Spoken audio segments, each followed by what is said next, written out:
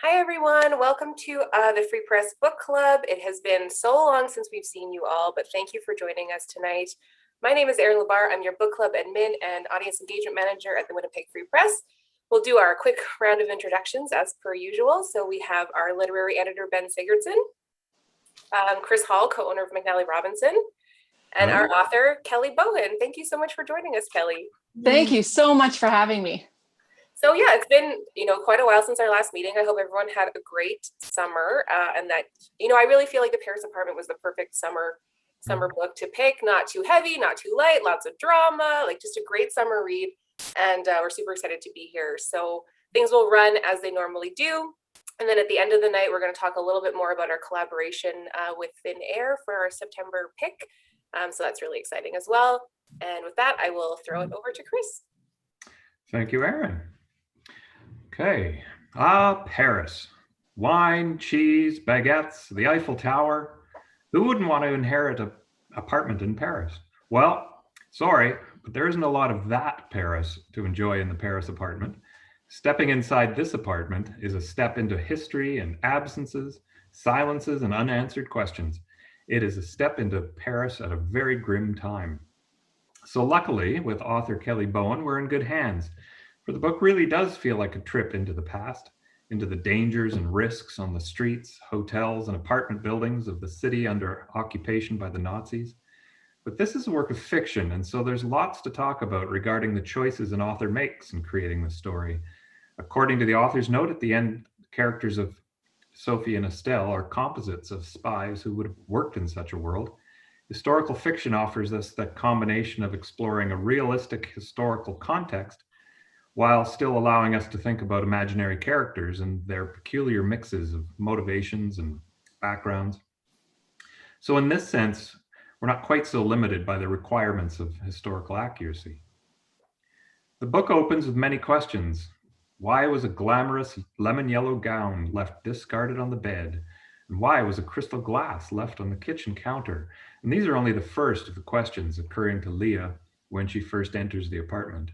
As she and Gabriel ask more and more questions and work to find the answers, the backstories of Sophie and Estelle are filled in. And as a reader, we get a very privileged perspective of the story as a whole, able to inhabit, as it were, the world of 1939 to 42, as well as 2017, in a way we aren't usually able to in our lives. But this is a function of art, to allow us to occupy people's lives in a way that we are unable to in the real world. So there's lots to talk about, lots of history and lots of story. So to get us started, I'll turn things over to Kelly Bowen to read from the book. Excellent. Okay. So I'm going to just read a passage from the beginning, just in case anyone hasn't quite finished the book yet. I don't want to spoil the ending for anybody. So I'm just going to do a quick little read from the very first chapter. And this is, I'm going to kind of pick up where you left off, where Leah has walked into an apartment that she knew nothing about, but she has found a lot of fine furniture and a collection of fine art, which she is a little bit concerned hasn't been collected on the up and up. So this is where I'll pick up as she walks into the bedroom. In the light, the room was a decidedly feminine space. The walls papered in a shade of rose, the edges near the ceiling only slightly yellowed and discolored. The room consisted of a double bed, a dressing table and chair, and an enormous wardrobe, all carved with a provincial flair.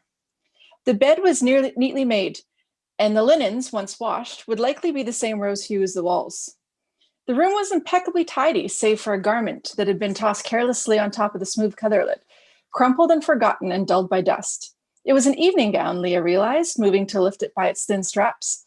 A stunning creation of lemon yellow chiffon and crepe, beaded with crystals and something that would have been obscenely expensive no matter what century it had been purchased in. Not something that one would toss aside like an old pair of socks. Bewildered, she let the dress drop back to the bed and eyed the narrow arched doorway in the corner beside the wardrobe. It led into what looked like a modern walk-in closet. A dressing room, Leah guessed, though there was almost no space to walk in. On both sides, dresses and gowns and furs and coats hung crammed together, spilling out on top of one another in such numbers that Leah couldn't even see the back wall. Shoes lined the floor, dozens and dozens of pairs, and along a shelf at the top, the hat boxes were stacked. Small jewelry boxes, some of them covered in leather and satin, were piled in front. Good Lord, Leah mumbled, the excess hard to comprehend. She backed away and cautiously opened the wardrobe next, expecting to be inundated with another jumble of extravagance. But the wardrobe was almost empty, the cavernous interior yielding only a half-dozen gowns. These gowns, protected from the years of dust, were a collection of courtier silks and satins, each one exquisitely embroidered and appliqued. Leah ran her fingers along the length of the sapphire-colored skirt before pulling her hand back, afraid that she would soil the fabric. She closed the wardrobe and rested her forehead against the double doors. The gowns, like the shoes and the furs, there was a fortune in clothing here, just like there was a fortune in fine furnishings and fine art, all of it hidden for over 70 years. Leah had fallen down a rabbit hole, an overwhelming, insane rabbit hole that made a jump to abhorrent conclusions far too easy. She lifted her head and took a steadying breath. Assumptions never ended well. A career dedicated to science had taught her that. She would give her grandmother the benefit of the doubt. She would not believe the worst until such time as she was presented with irrefutable proof. For right now, she would put conjecture aside. Instead, she would make a list of things that needed to be done, tasks that required her attention immediately. Lists were made of numbers and needs and not speculations and suppositions. Lists were ordered and rational, and they had always helped her focus on what she could control when presented with disorder and uncertainty. Yes, a carefully curated collection of lists was exactly what she needed. Feeling a little better, Leah headed back towards the bedroom doors, but stopped abruptly as she caught sight of her reflection. A little tarnished and spotted, the mirror mounted above the dressing table nonetheless revealed the troubled lines that still suffused Leah's features. Almost involuntarily, she sank onto the little chair, ignoring the dust and not taking her eyes off her reflection. Had her grandmother been the last to be reflected in this mirror? And if Leah could go back in time, what would she have seen? Whom would she have seen?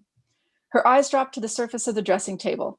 A collection of decorative glass bottles huddled in the center. A pair of women's gloves lay discarded beside them and abandoned where they had been dropped.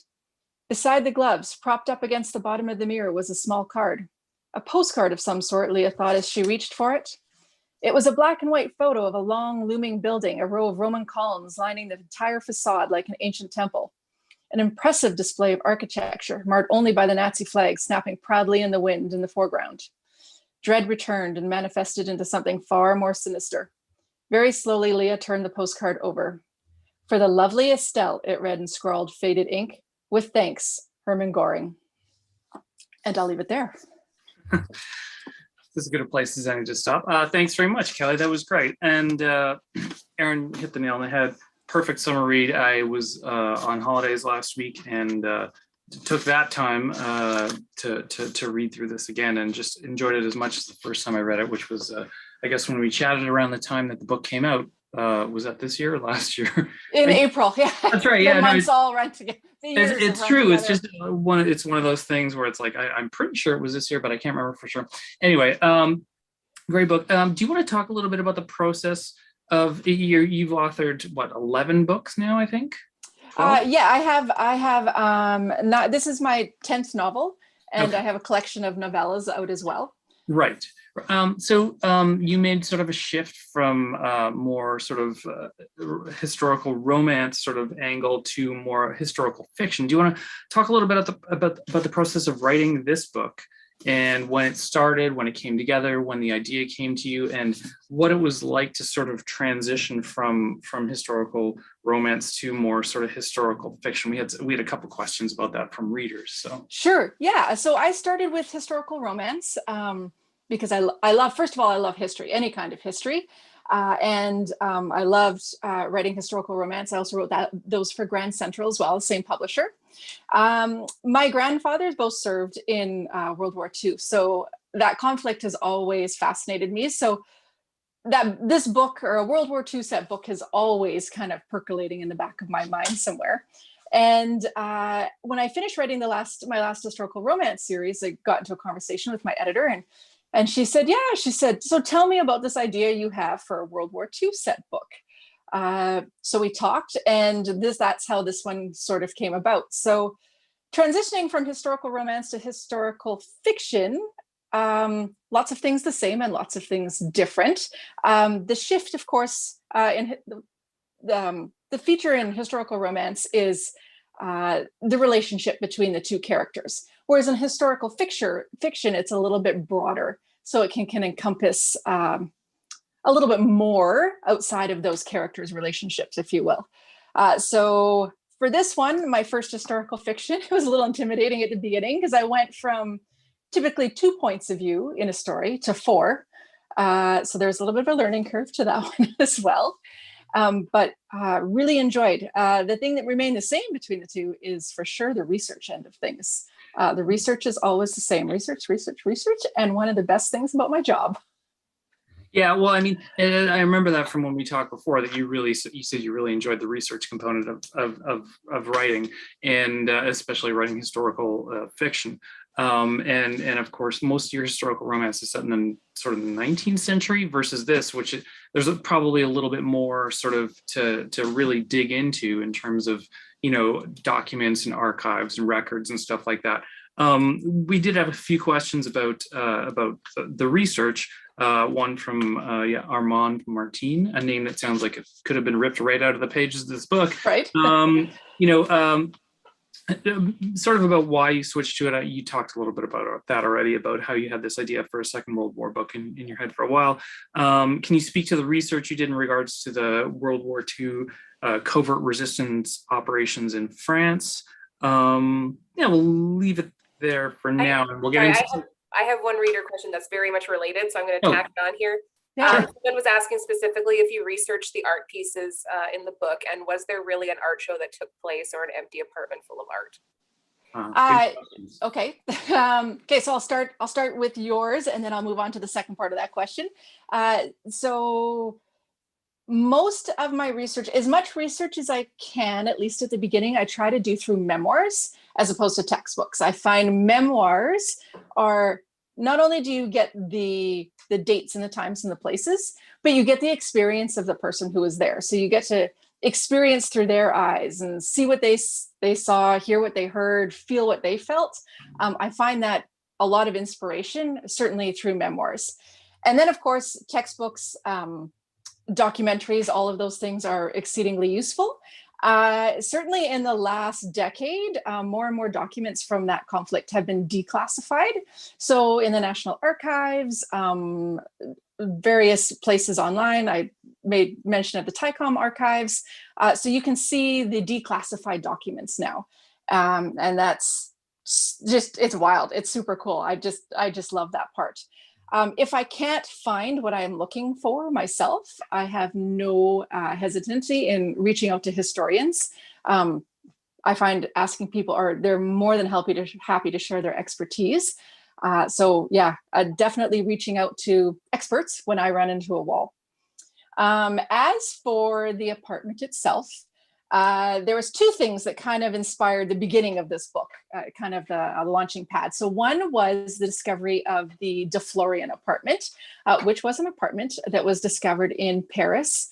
It was a Madame de Florian, and she had fled. It was her granddaughter actually who had fled the apartment ahead of the Nazis, never to return. And in that apartment was art and furniture, most specifically a Boldini painting that went on to sell for millions of Madame de Florian, because he was the guy that you went to if you were part of society, and he was all the rage in his apartment. His paintings are certainly very valuable. So that actually happened. The second part to that inspiration was the discovery of the Girl at Hoard. And that was an apartment in Munich that was discovered by a number of authorities that looked into, there was, I believe about 1,500 artworks that were found in this apartment, some also in an apartment that was also owned by Gurlitt in Austria as well. And some of those, they're not sure, they're still tracking them down, they believe were looted during the Second World War. So both of those things kind of inspired the beginning of this book, at least. Kelly, and sorry, go ahead. If you research, like you talk a lot about reading books, but do you find it, like do you visit locations? Is that important? Or do you jump from airplanes to research the parachute drop? Or, I would have loved to have jumped from an airplane to research the parachute drop. Last couple of years, that's been a little tricky. But I have been to Paris. I've been to the beaches in Normandy for sure.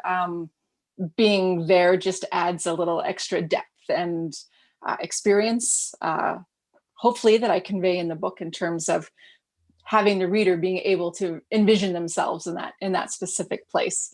And looking at old film or old photos, I find is really, really, really helpful as well, because it's right there in black and white. So there's no interpretation necessary. It's right there. You never found yourself snooping around the Ritz Hotel in Paris at any point, looking for hidden doors or anything like that? I did snoop around the Ritz Hotel, but I'm not nearly rich or important enough to go inside. I was there before it was renovated. It's beautiful. It's amazing. So I relied a little bit on photos and pictures and people's videos and videos of the rich and famous as well. And then documents, all those hidden cupboards, they were all there.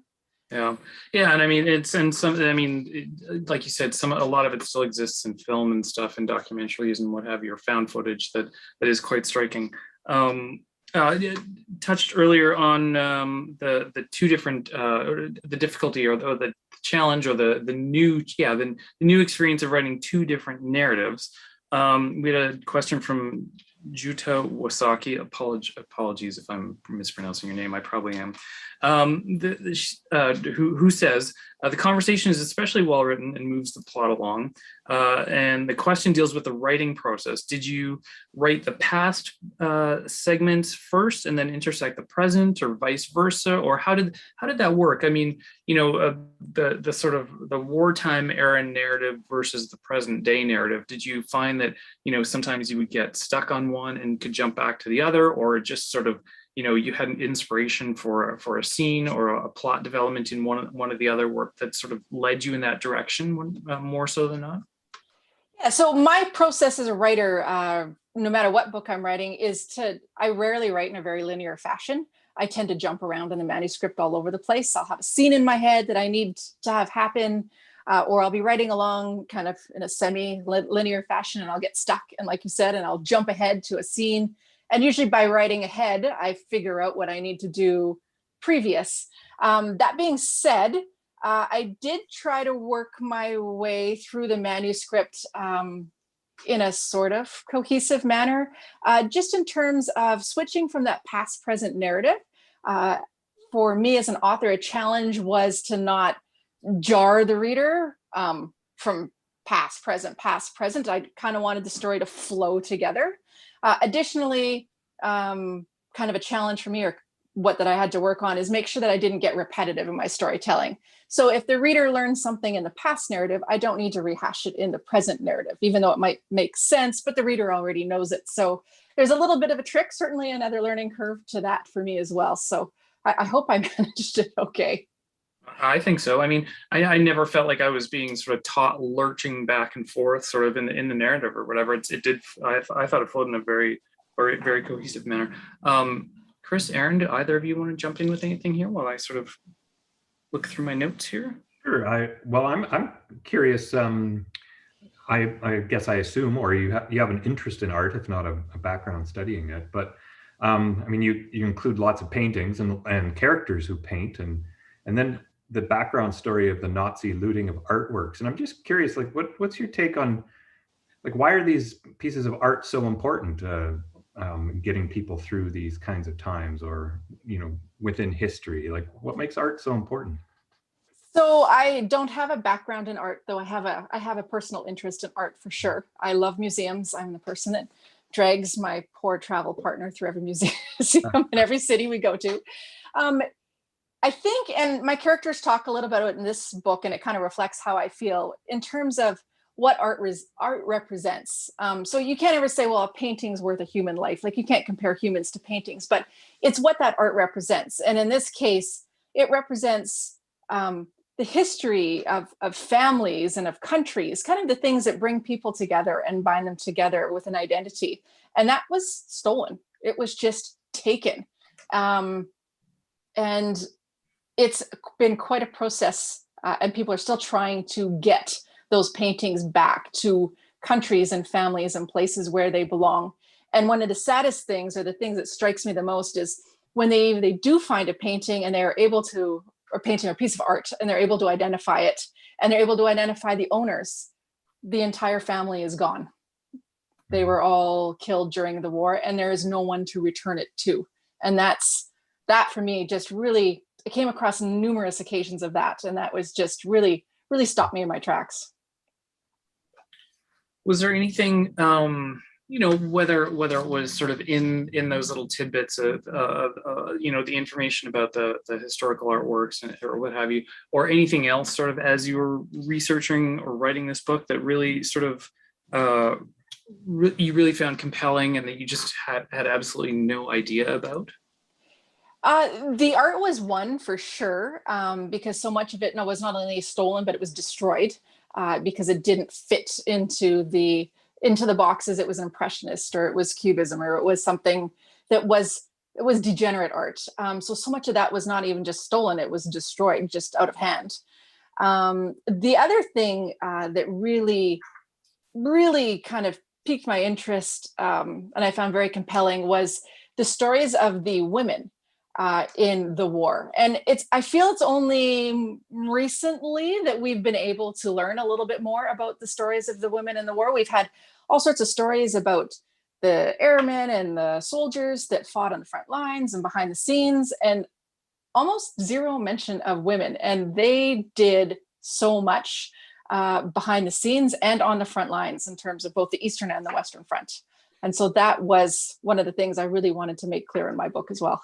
Yeah, and we had a question from a woman named Shirley Canty saying it was great to have women heroes. What made you decide to focus on women? I think you pretty much just kind of summed that up, right? Like the underrepresentation in conventional or most Second World War narratives, in terms of women's role in the war. Oh, absolutely. And that was one of the things I found fascinating, because if you looked at the Eastern Front of the war on the Soviet side, I mean, women were fighter pilots and tank gunners and snipers and soldiers, whereas like it took until 1942 for women to be allowed to participate in a combat role on the Western Front. And that was basically through the Special Operations Executive. And that was basically because they literally ran out of men. And the men that they did send in behind enemy lines had a life expectancy of about 12 weeks.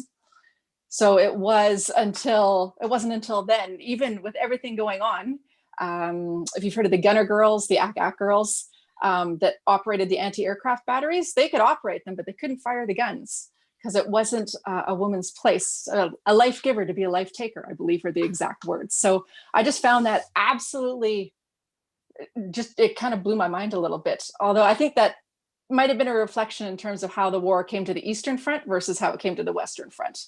The Eastern Front, the Soviets were overrun. And I feel like they kind of had no choice but to throw everybody at the effort. To piggyback on this a little bit, we had a question in the live chat from Whitney. He says, I've been reading some of the source material cited at the end of the book. Who were the individuals who most inspired the two female characters? I'm assuming that means Estella and Sophie. Yeah, so the two that I probably relied on, the two memoirs I relied on the most were Virginia Hall and Pearl Witherington Cornwallis. So she's probably referring to this book here, Codename Pauline, and also Wolves at the Door. Two fascinating reads if you're interested in memoirs and female spies during that time. They were two of the really, truly extraordinary women. That's great. I'm sorry, I was just in the middle of writing those names down, although I'm sure they're probably in the back as well. They're in the back of the book. Yeah. Okay, good. And I do appreciate that, you included sort of these sort of related works or further reading. Is that something you do in your other historical fiction as well? Or did you find it was more pertinent sort of given the subject matter and the sort of, the reflection of real events or whatever?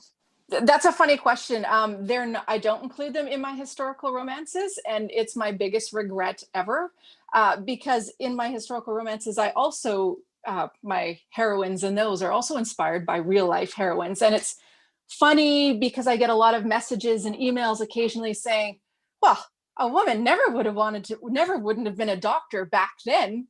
And it's kind of, I think we've been inundated by, pop culture, and if Keira Knightley didn't star in it, that it didn't happen sort of thing. But there is a whole treasure trove of, again, women that operated behind the scenes.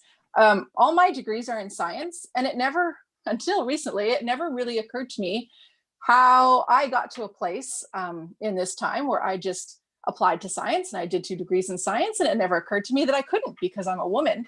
And that was completely because of the women who came before me and were pioneers and blazed the trail for me. And that kind of was really something that struck me as well. Well, I was going to ask you a little bit about Sophie and Estelle, but maybe while we're on this subject, talk about how you got into writing historical, well, into writing in general. I mean, you say you have 2 degrees in science, veterinary science, I believe, correct? Correct, yes. And so how did that jump come to be, and sort of when did that happen? Okay, so I'll try to condense it. Yeah, my degree. There may be some aspiring writers out there who don't think they have it in them because it's too late, or they've got a degree in engineering or whatever. So I'll just throw this in at the beginning. Of all of the writers that I know, very few of them actually have degrees in writing. They have degrees in law and medicine and veterinary studies and engineering, and they're teachers, and they are everything other than special writers. Is there a degree for special? I don't know.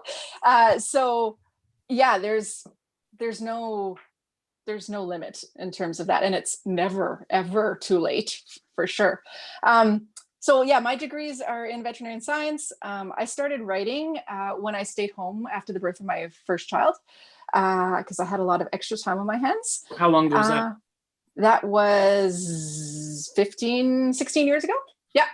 And so I wrote a novel, and it was truly terrible. It was horrific. It will never see the light of day ever again. It was 140,000 words of cliches, and we'll just leave it at that. It will never come back out. I wrote 4 more after that. And by the time I'd written my 5th, I thought, maybe this isn't terrible. So I ended up entering the first 50 pages into a literary contest that was judged by other published writers and then agents, literary agents. And I ended up with my time. And she said, yeah, this is great. I like it. Could you please write me something that I could sell? And so she said, this is the market. Pressure.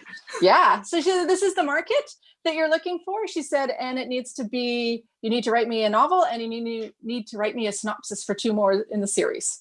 And she said, that is a package that I will be able to sell. So I took her advice, and I'm very glad I did.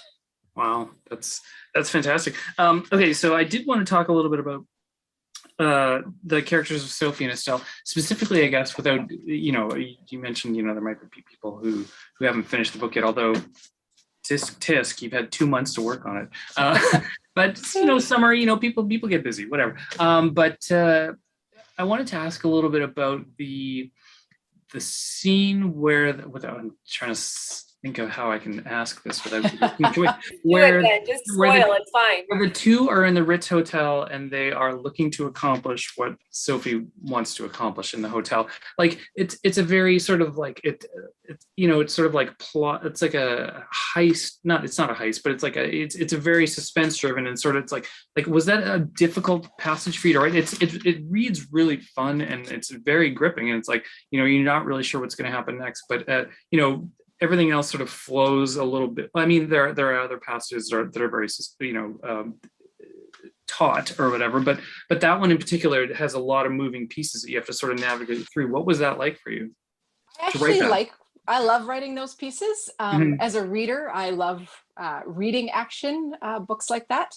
So I quite enjoy it, and I'll just write it. And certainly if there's advice for anyone looking for writing, but you can write it, get it on the page. And once it's on the page, you can fix it, and you can change it, and you can tweak it.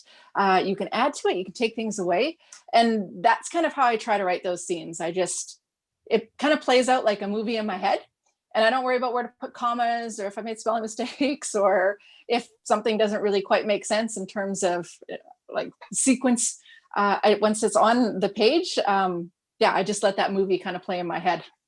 Yeah, that's what gets out there. And I think that was the sort of the thing I was maybe trying to ask, but did so very poorly, was, it did sort of, that part really, it ratcheted up the tension, and it really did feel very cinematic. Is that something you'd actually, I think the answer is probably going to be yes, but I imagine, is that something that you would be interested in, a book like The Paris Apartment, being, optioned for film? That would be awesome. Yeah. Yeah, that would be amazing for sure.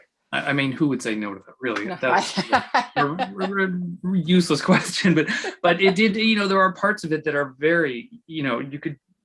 I could see them. You often have images or whatever in your head from a book, but this really did play in a very sort of cinematic fashion. I'm just sort of like rambling now, but yeah, I'll add that a lot of our readers who sent in questions commented on the sort of the vividness of your descriptions and how they were so able to fall into the world of the book so easily because of your writing. Oh, thank you. That's a fabulous comment, because I think as a writer, you want your readers to be able to see what's playing in your head and kind of let them experience that as well. So thank you very much. That's a really wonderful comment. yeah, and we did have a question from Mary Lou who said, or comment or whatever, said your description of Gabriel's studio is so detailed. Did you visit studios of art appraisers or restorers to sort of see what they look like? Or, what in the descriptions of the paintings are in the same sense, very, very well done, very, very vivid. And, you're writing about things that are happening, but you're also writing descriptions of paintings, which are other works of art, which, many of which do exist in the world, right? And so it's like, that's quite an accomplishment. Yeah, for things like that, I mean, I'm not a restorer. I have no idea how to restore art. So in cases like that, I go and see an art restorer, even if it's just kind of very surface level, and then ask the experts. Just send emails or pick up the phone and call people and say, hey, I'm writing this, or could you read this and tell me if this makes sense? And yeah, people are very, very, very happy and very generous with their expertise. Erin, did you want to jump in? I know you wanted to touch a little bit maybe on, the relationship aspects of the book. Yeah, my question is about Leah and Gabriel's relationship. And I know obviously we've talked about that you have come from a romance writing background. And I was just curious if you almost felt like pressure for there to be a romantic relationship as part of this book, or if you feel like that relationship needed to be romantic for it to be successful in the book. I don't think I felt pressure. I think as I was writing it, it just kind of happened naturally. I mean, ultimately, when you read a book, any book, it boils down to the relationships between the people and kind of their internal arcs, and how those relationships, those people around them, kind of help them complete that internal arc. And in this case, in the Paris apartment, it just having them sort of in a somewhat romantic relationship just seemed to kind of help that whole, for sure, Gabriel's arc along a little bit, and Leah's as well. Yeah, I mean, to me, I feel like, if it was a wartime scenario where there was sort of maybe a more romantic relationship happening, it would seem like a bit trickier to navigate, just because it's war. There's bad things happening all around outside or whatever. Whereas Gabriel and Leah have a little bit more space to sort of absorb what they're learning and absorb what what this past was, while sort of beginning to connect as not only art restorer and client, but also as humans or whatever. Yeah, it's interesting you say that. Reading a lot of memoirs and a lot of letters and a lot of journals and that sort of thing, in terms of romantic relationships during the war, I very much was left with the impression of kind of like high pressure, super intense, rushed, because you don't know what's going to happen tomorrow. So it was quite different than, kind of like you said, the space that they had in the present narrative. And it was interesting. I had a reader send me an email just saying, well, what about kind of the loose ends you left at the end with Jerome, and we don't know what happened to him. And I kind of did that on purpose, because that was also another thing. Like at the end of the war, like there were loose ends. Like the war was a loose end. Like people disappeared, people vanished. It was chaos. And I kind of left that on purpose because I felt that was representative of what they would have actually been faced with. Plus, I mean, sequel, hello. But there are, I know that I'm pretty sure when we talked before, you had mentioned that you had another sort of historical novel in mind, or that you were already working on. So, but it not necessarily even sort of spinning out of this, but there are potential, a number of potential sort of side stories or fleshing out or whatever that you could take on, both from this book, or I mean numerous stories, similar stories, or stories of completely different hardships and stuff from the war. Just want to make sure I get to some of these reader questions. Mary Lou had another question. She said you titled chapter 13 Aurelia instead of Leah, as you called her in the other chapters, and she was wondering why that was. And also, I have a question that I came up with as well, which is that in one chapter, Sophie is referred to as Celine all the way through, whereas in the rest of them, she's referred to as Sophie. And I was just wondering if there was any significance around that. No, the chapters where she's referred to as Celine, that was her code name that was given to her. So she would have at that point in time abandoned her identity essentially and become something else. Once she gets to France, and I'm not going to say too much, and the wheels kind of come off and things go a little bit sideways, I brought her name back to Sophie just to try to keep some consistency through the book, where I could have certainly referred to her as Celine from there on, because she would have become Celine, but I did kind of come back just for consistency's sake. And as for Leah and Aurelia, I'm not entirely sure. Aurelia, Leah. As a fellow Winnipeg-based writer, I'm sure Mary Lou just was probably curious for her own benefit, an author of books of her own or whatever. Let me just see if there's anything else. Does anyone else want to jump in while I just make sure we haven't missed anything? Sure, I'd like to get interested in hearing more about the writing process, mostly like about characters and how they develop as you write, especially with Sophie and Estelle, where you say they come almost like a composite of those two people in particular. But so you're almost going from nonfiction to fiction. So how do your fictional characters kind of come alive, I guess, as you write? I guess that's my question. A bit of both. I try to establish before, like, some kind of key, like at least a framework for the characters. And one of the things I definitely established at the very beginning before I ever start writing, even though my writing process might jump around a little bit, is the character arc, that internal arc that the character is going to go through. So where do they start and where do they end? And then the kind of the key pieces that are going to influence them to get to that part. So I do try to establish that kind of internal arc. And then I can kind of fill in the blanks a little bit as I go. Because as you write, it does. The characters, I feel once I got about 50, 60 pages in, I start to know the characters a little bit better. And when I'm reading nonfiction, memoirs or whatever, there's always something that a person will say, a quote from a person or something that they did, where you just kind of stop reading and put a little note beside it and just say, that's really something. Like, I really like that, or I really like how she was thinking, or what she said, or how she felt. And maybe try to incorporate a little bit of that feeling that I had when I was reading her true life story into a fictional character. Mm-hmm. Okay, I would like to ask a question, but it sounded like a strange, like a kid in a classroom or something. I would like to ask a question about the Charles Lebrun painting, The Sacrifice of Polyxena. I believe that's how you say it. And can you talk a little bit about the significance of that painting? I haven't had a chance to actually to look it up or whatever, but the imagery that you sort of described throughout the book is so striking. And Sophie says, I hate the entire story, how Polyxena ends up as a sacrifice. This never made any sort of sense to me. Obviously very telling based on sort of characters in the book and what happened to them. No spoilers. Oh yeah, absolutely. And I'll try to address that without spoiling it further. So that painting I did see hanging in the Met. It's an amazing painting. And one of the things I love about using art, for example, in this book, is the symbolism in it, for sure.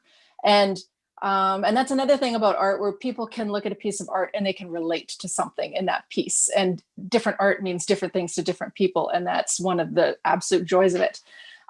So without giving spoilers, yes, in terms of, she hated the idea of just allowing fate to be decided for her, just laying back and just letting what will be without trying to change it, without trying to change their course.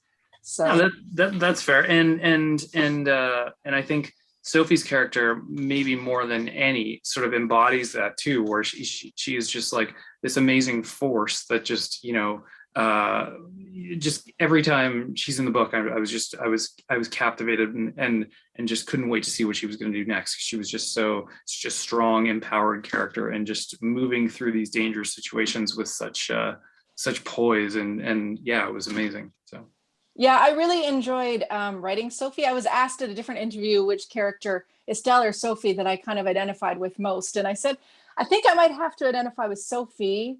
Not that I can jump out of planes and out of windows and things, but just in terms of how she has ambition, she knows what she wants, she knows where she's going to, and through her entire life, she's been kind of met with walls here and there, and oh well, you can't do that, you're a girl. Yeah, and it's just the way she's kind of persevered through. And I'd like to think that, well, not myself, but anyone could face kind of a roadblock and find a way to go around it or over it or through it.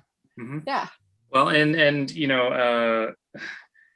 never really like to see one of the good guys, sort of quote unquote, sort of meet a nasty fate. But when Gerard met his fate, I could have been more upset, but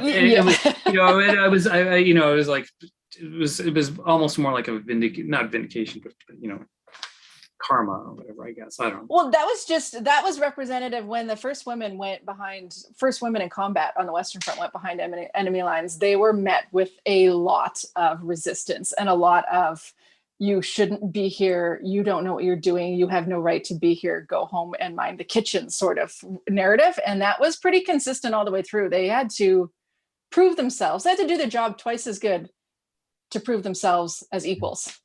Mm-hmm. Mm-hmm.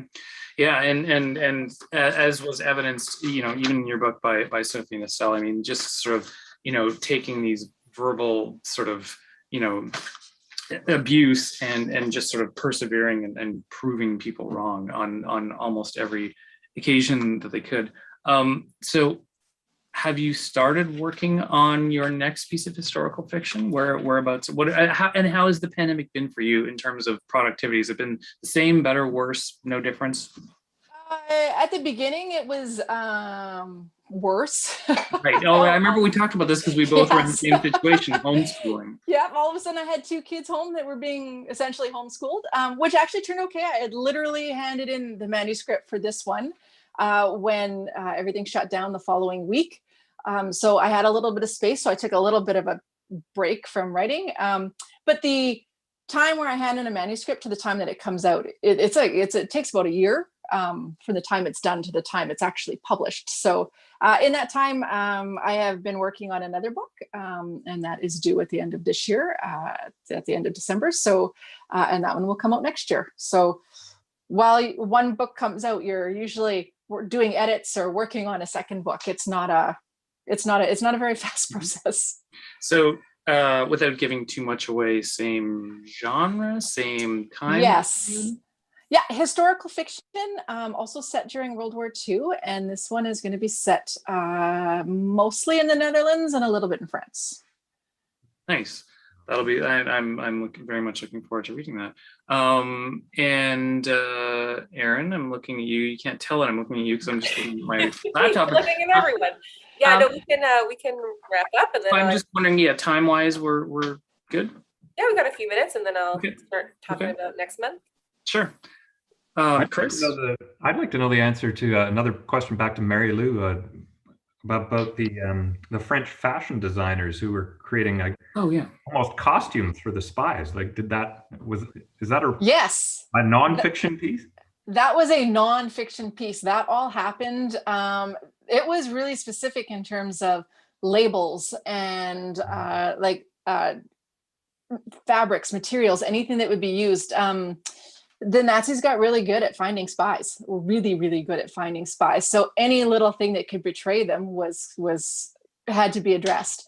and like going through pockets and taking out matchbooks or taking out cards or taking out like things that they might have had just in their pockets without thinking of it. So that part was nonfiction for sure. Wow.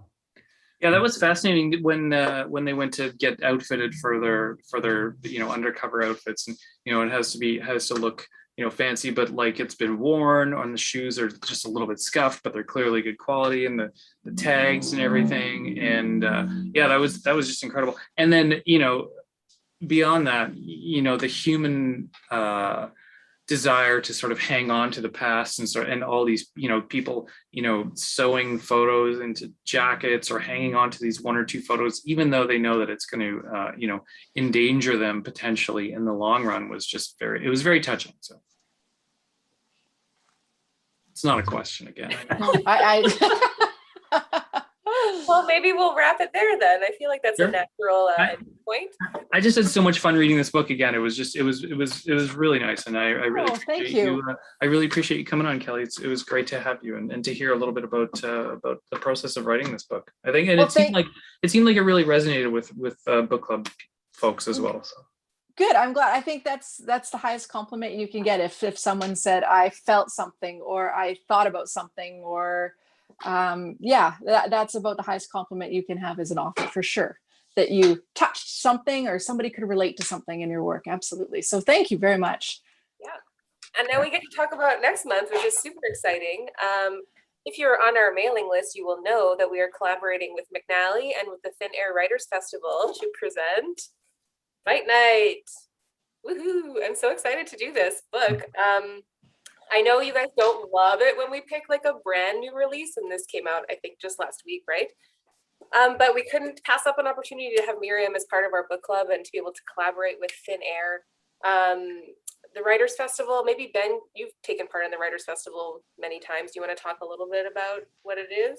Well, I mean, it's as I'm sure everyone would guess, it's looks a little different this year than it has in previous years. I think that's probably the catchphrase of 2020 and 2021, that things look a little different this year. But it's a chance for folks to sort of last year was all online. The year before that, it would have been sort of regular, sort of in-person events and what have you. I think it's hybrid this year. Yeah. So there's some online components, some in-person components. Lots of different authors from all over the place are submitting videos, pre-recorded stuff. Mm-hmm. And Charlene, who's the director of Thin Air, is going to join us for our book club meeting next month, along with Ben and Chris and Miriam. And I would really encourage you to check out the Thin Air website if you want to look at what their programming is like, which it's just thinairwinnipeg.ca. And that festival starts on the 20th. Oh, we lost Chris. That festival starts on the 20th and runs until October, I wrote it down, October 18th or something like that.